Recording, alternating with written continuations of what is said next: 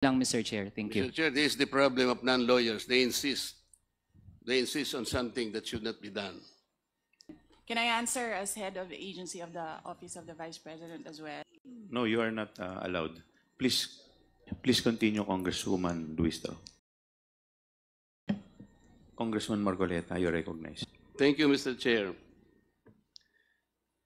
I know that our rules of procedure in aid of legislation includes suppletorily the use of the rules of court.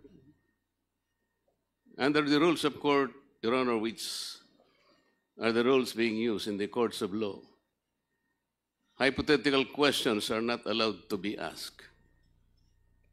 Are we supposed to insist on asking hypothetical questions?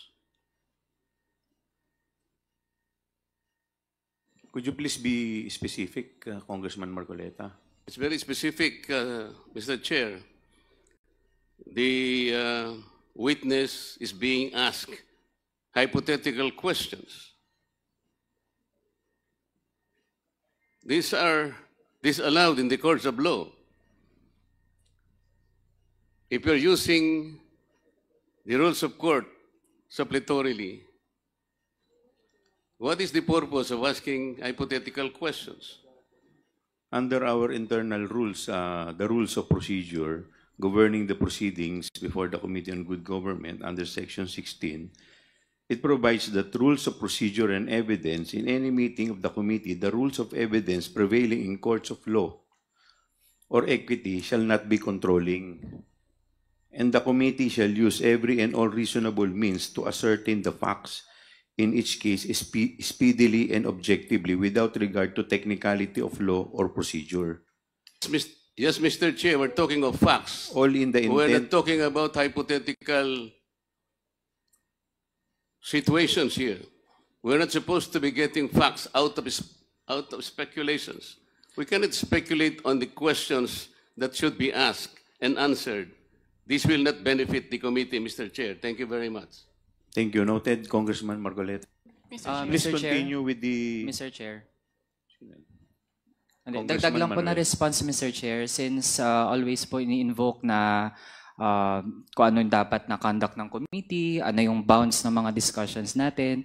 Mr. Chair, again, ang ginagawa po natin ay in aid of legislation at hindi po tayo makakagawa ng mga batas, hindi natin maaral yung pwedeng maging mga batas kung hindi natin pag-uusapan yung mga posibleng scenarios kahit hindi pa nangyayari, Mr. Chair. We can't have good laws kung hindi natin pag-uusapan paano yan pwedeng ipatupad, paano yan pwedeng maabuso, which means yung nagiging line of questioning na ating colleagues are essential to the conduct of our proceedings sa komite. Ilang, Mr. Chair. Thank you. Mr. Chair, this is the problem of non-lawyers. They insist on something that should not be done.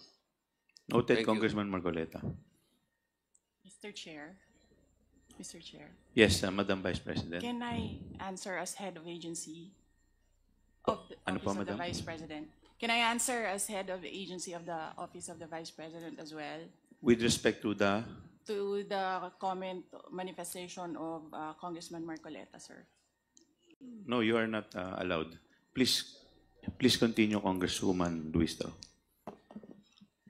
Ms. Acosta, ano po ba ang nararamdaman nyo? Of course, I'm concerned about you. Ano po yun? Nanginginig po, ma'am. Bakit po kayo nanginginig? Bukod po sa nanginginig, ano pong nararamdaman nyo? Hindi naman po ako sumisigaw. Kasi po, wala po talaga akong alam kung sino po yun, si Kukoy Villamin, si Grace Piatos po. Kasi po, si Sir La Chica po ang nasa ground po. Siya po ang nagpipipirma. Nag-base na lang po ako sa binalik niya sa akin na acknowledgement receipt po, ma'am.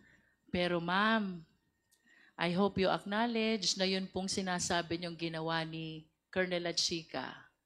Yun po'y trabaho niyo as a special disbursing officer. Yes, ma'am. Pero may utos po ang aking boss, ma'am, na i-release ko po kay Sir La Chica, ma'am. I heard you, ma'am. Yes, ma'am. We will just proceed with the question Tell me pag hindi nyo na po kaya, I will stop. Ano po?